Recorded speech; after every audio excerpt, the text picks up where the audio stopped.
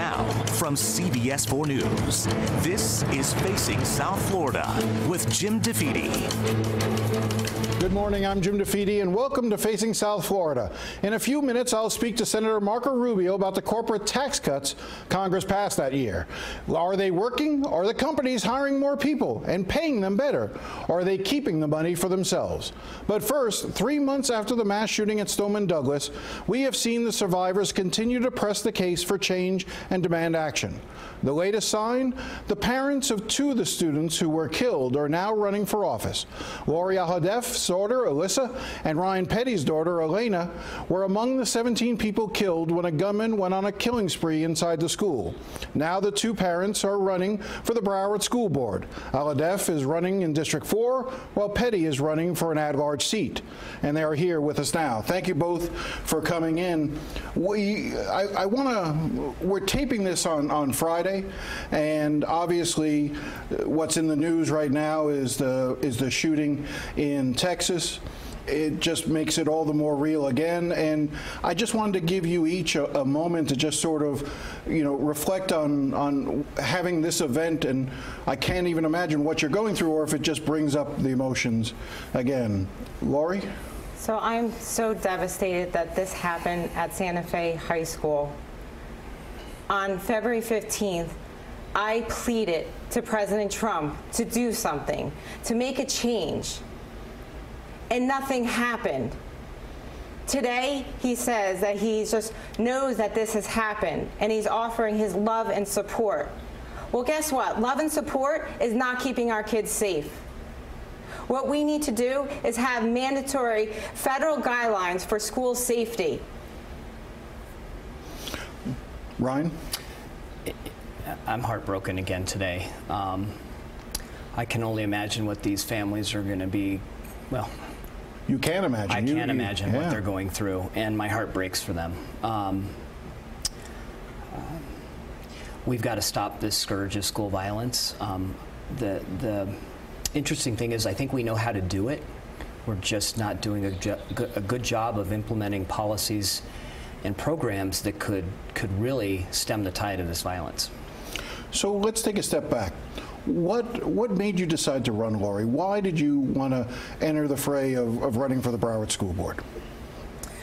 On February 14th, when I lost my daughter, Alyssa, it became clear to me that we need change. We need change and who is making the decisions on our schools, on school safety, and we need to hold them accountable for making that change. Do you feel that it wasn't done well enough prior to that? Correct. It was not done well enough. There was clearly many things that happened and did not happen, and not using money and holding people are not being held accountable.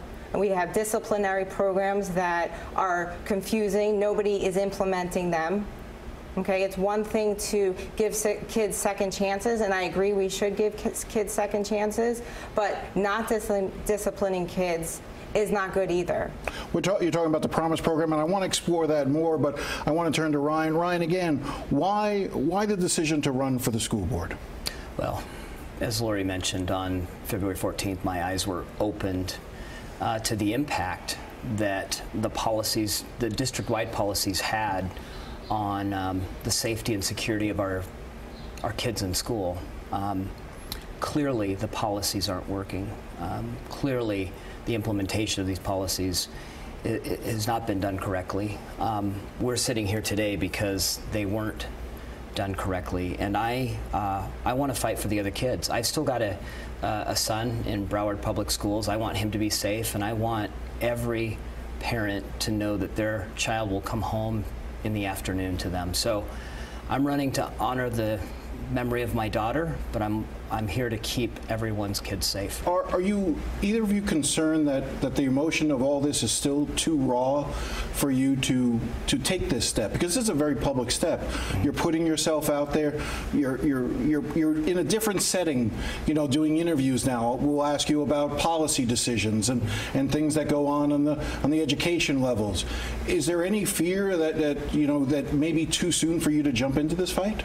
So since the tragedy, I've been laser focused and very I look at every little detail to everything. So if anything, I become more focused, and I'm also a very good listener and a very creative thinker.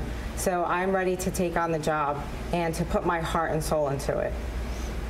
Ryan, I want to give you a chance to say that again, that notion that people may have sympathy for you, but the decision as to whether or not you're the best candidate to represent the public on the board.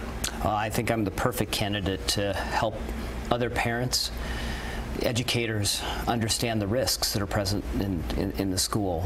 So no, it's not too early. Like Lori said, we're focused on making changes. As a group of parents, we've been very public about what we think needs to be done, and we've been very active in Tallahassee in driving change in the state of Florida.